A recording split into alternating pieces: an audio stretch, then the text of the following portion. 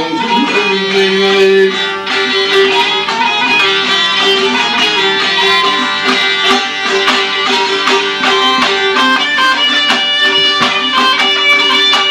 Toy tutamda çağlayan derine yetişirden ağır yarısın.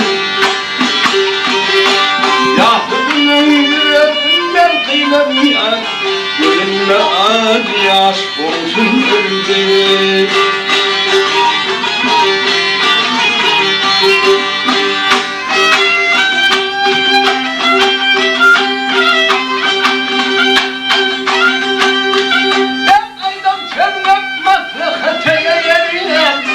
Çıkarak ot oluyor.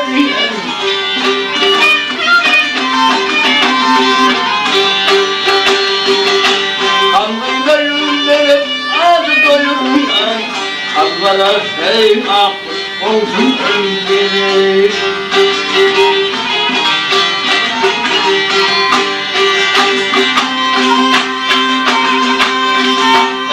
Bulanır komşuları sanırsın, yaşayansın gibi yanırsın. Korkulur senin önlenirsin, yerini keyifler komşun öldürür.